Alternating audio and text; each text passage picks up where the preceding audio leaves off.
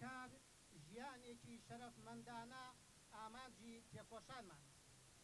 جەماوەر و ئامادەبوانی خۆشەویست، گردبوونەوەی ئەمڕۆمان کە هاوکاتە لەگەڵ گردبوونەوەی شووعیەکان لە هەموو شار و شارۆچکەکانی کوردستان لە چوارچێوەی ڕەتکردنەوەی سیاسەتی ئابووری حکوومەتی هەرێمی کوردستانە، سیاسەتێکی ئابووری کە چەندین ساڵە پیادەی دەکات کە نەیتوانیوە ببێتە چارەسەر بۆ دابینکردنی مافە سەرەتاییەکانی هاوڵاتیان. ئەم ڕێبازە ئابووریەی لە کوردستانە گیراوەتە بەر، بازاڕی بەرەڵای دروست کردووە. وەک لە دوو ڕۆژی ڕابردوودا بینیمان چۆن نرخی نان گران بوو کە پێویستیەکی ڕۆژانەی هاوڵاتیانە. حکومەت هیچ پاڵپشتێکی نانەواخانەکان ناکات. ئەو چارەسەرەشی کە دەکرێت کۆمەڵێک بەڵێنە و ئومێد دەکەین وەک بەڵێنەکانی ڕابردوویان نەبێت.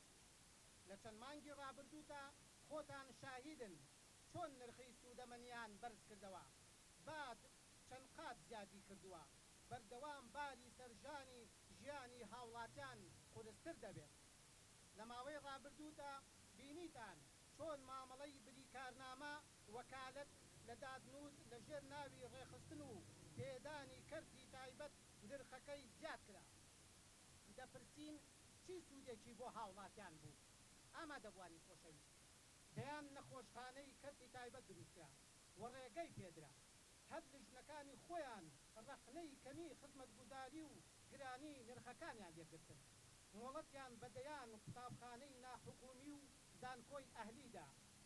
بەڵام بینیمان هەر دوێنێ کاتێک نمرەی قوتابی قۆناغی 12 ڕاگەیاندرا لە کۆی 18 قوتابی لە یەکەم بەشی زانستی تەنها یەک قوتابی لە قوتابخانەی ناحکومی بووە.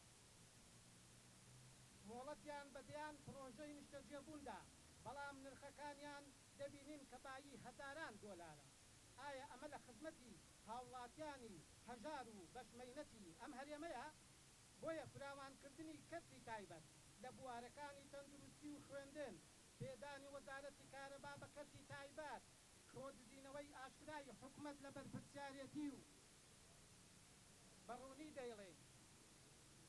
بەڕوونی دەیڵێن لە ماوەی 30 ساڵی ڕابردوودا حکومەت نەیتوانیوە بە ئەرکی ڕاستەقینەی خۆی هەڵسێت، نەیتوانیوە لە هیچ بوارێکدا بە تەواوی سەرکەوتوو بێت.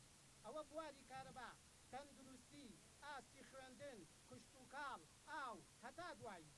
بۆیە ئەرکی ڕاستەقینەی حکومەتە پێداویستەکانی ڕۆژانەی هاوڵاتیان لە ئەستۆ بگرێت، پاڵپشتی پیشەوەران بێت، پێداویستەکانیان بۆ دابین بکات.